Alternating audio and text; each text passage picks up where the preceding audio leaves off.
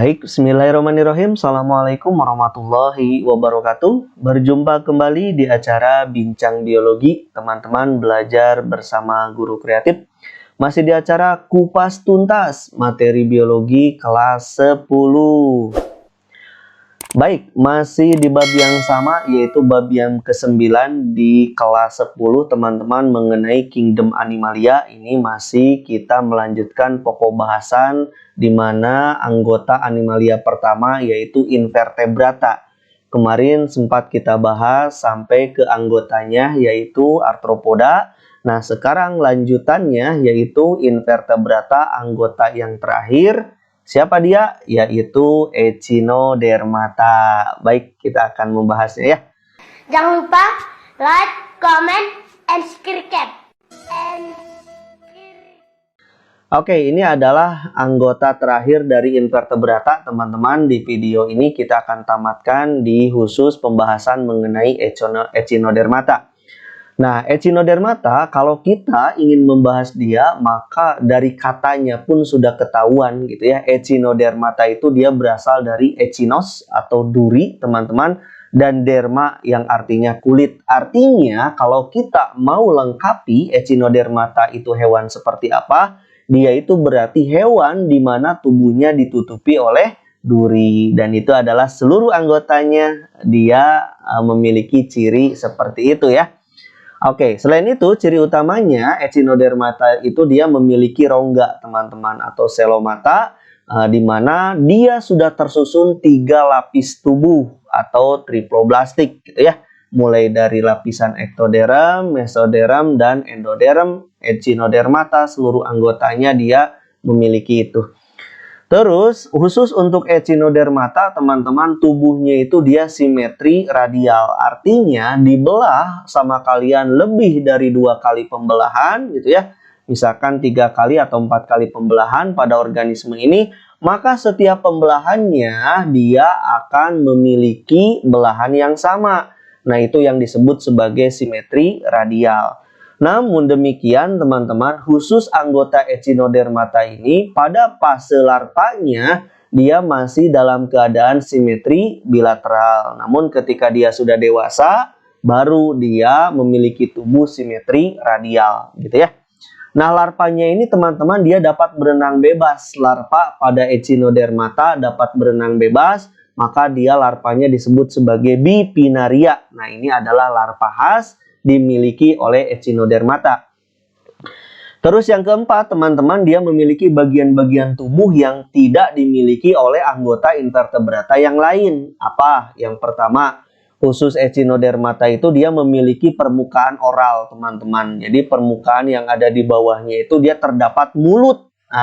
Jadi ada mulutnya di daerah oralnya.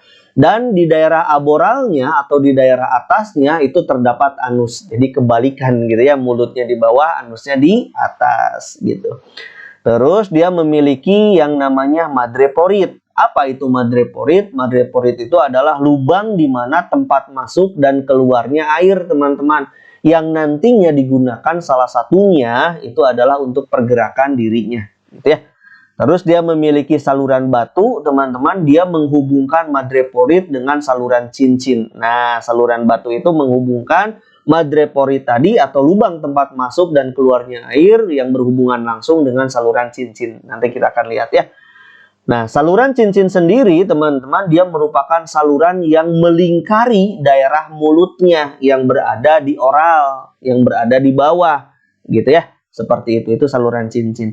Dan saluran radial, teman-teman, dia memiliki juga saluran radial di mana saluran radial ini merupakan cabang saluran cincin, teman-teman, yang terdapat pada tiap lengan. Jadi kalau misalkan kita salah satu contohnya itu adalah bintang laut misalkan, maka saluran cincin ini dia akan bercabang di setiap jarinya, di setiap helaian kakinya atau lengannya. Nanti terdapat saluran radial gitu ya. Dan selanjutnya ada kaki ambulakral. Nah, kaki ini adalah digunakan untuk alat gerak mereka, di mana alat gerak ini nanti kaki ambulakral lah yang nanti dia mampu berjalan-jalan dari satu tempat ke tempat yang lain gitu ya, tentunya dengan bantuan madreporit. nanti dengan bantuan air yang masuk dan air yang keluar ya, seperti itu. Dan seluruh dari anggota Echinodermata ini teman-teman sudah bersifat gonokoris, artinya sudah kita temukan dalam keadaan mana jantan, mana betina, sudah dapat kita pisahkan dengan alat pencernaan yang benar-benar sempurna. Jadi lengkap sekali gitu ya. Habitatnya di mana? Ini ditemukan kebanyakan di air laut teman-teman, khusus untuk Echinodermata ini. Dikarenakan dia ada di air laut, maka dia punya peran penting terhadap ekosistem air laut. Apa? Satu, misalkan dia bisa digunakan sebagai makanan, dijadikan kerupuk, contohnya tripang gitu ya, atau mentimun laut. Terus ada yang digunakan sebagai hiasan, apa? Misalkan rangka tubuh dari bintang laut. Kalau yang sudah mati ya, ini bisa digunakan. Kalau yang hidup jangan. Terus pemakan bangkai-bangkai di lautan. Nah ini dia, makanya Echinodermata itu sering disebut sebagai pembersih laut gitu ya. Nah, sebab dia memakan bangkai-bangkai yang ada di lautan sehingga nanti membantu dalam menjaga kebersihan lautan. Seperti itu ya. Ini adalah ciri dari Echinodermata. Nah kalau kita lihat, perhatikan dari struktur tubuhnya teman-teman, maka yang tadi kita bahas itu ada di sini. Nah, ini dia yang kita sebut di daerah atasnya itu ada daerah anus gitu ya, sedangkan daerah bawahnya adalah daerah mulut gitu ya, di bawahnya. Nah, yang disebut madreporit itu ini lubang di mana tempat masuk dan keluarnya air, teman-teman. Gitu ya. Nanti dia akan bergabung dengan yang namanya saluran cincin. Nah, ini dia lingkar kanal pusat gitu ya. Nanti ada lingkar kanal pusat. Oke, dan di sini ada perutnya juga, gitu ya, daerah perutnya yang nantinya dia akan lingkar kanal pusat ini. Di sini coba perhatikan di setiap lengannya teman-teman ada kelenjar-kelenjar pencernaan yang lengkap, gitu ya, seperti itu. Terus nanti kanal pusat ini dia akan bercabang menjadi kanal radial. Nah ini yang berada pada setiap lengan-lengan dari bintang laut ini, gitu ya. Di sampingnya ada yang berwarna hijau, itu adalah gonad-gonadnya teman-teman. Di setiap kanal radial bisa ditemukan tube foot gitu ya.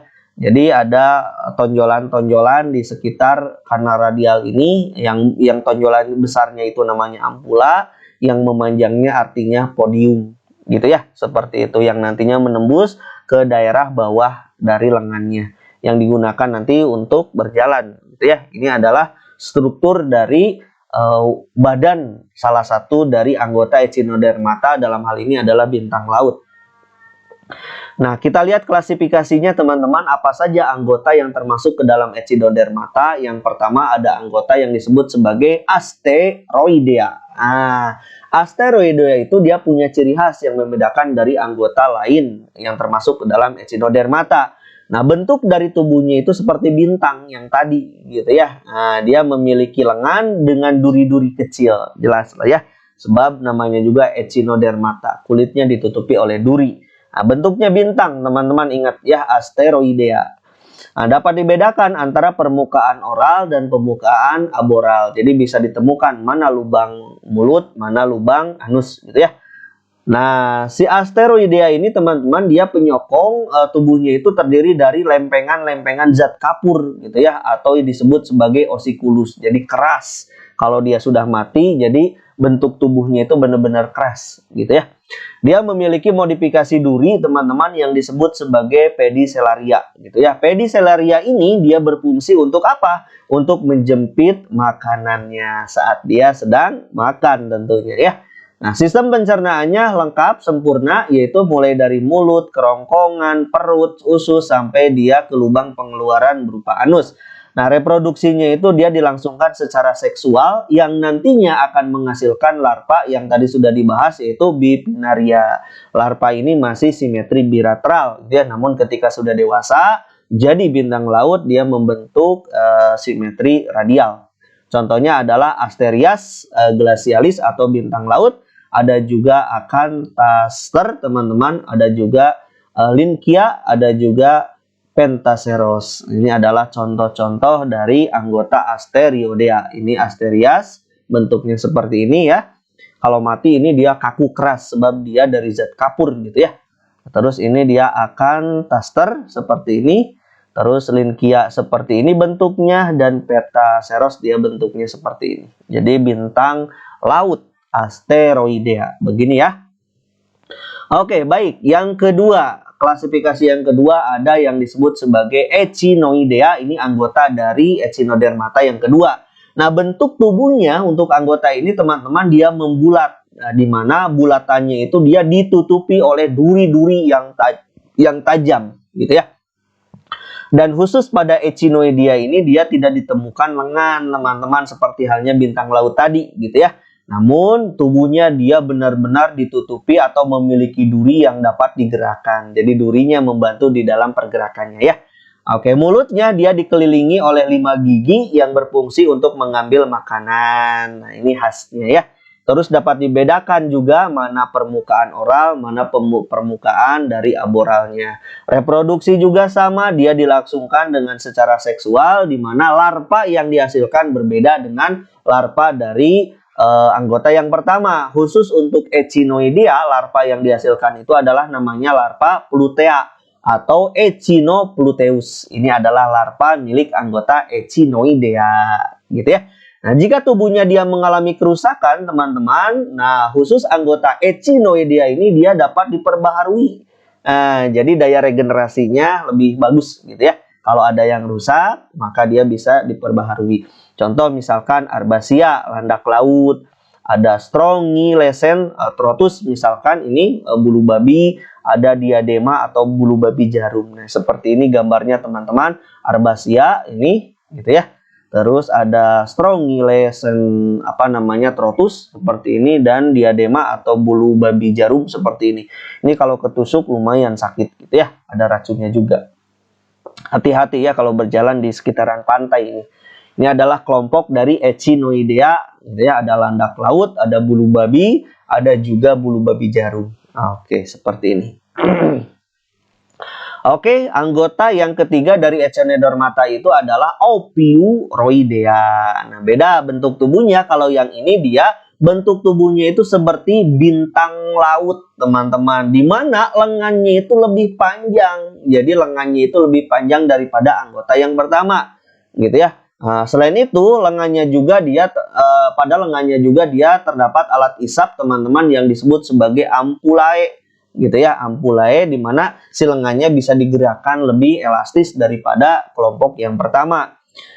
Dan khusus untuk Ophiuroidea juga dia memiliki daya regenerasi yang sangat tinggi. Kalau misalkan lengannya putus, gitu ya, maka bisa tumbuh kembali. Nah, ini daya regenerasinya lebih bagus kalau Ophiuroidea ini dibandingkan anggota yang lainnya.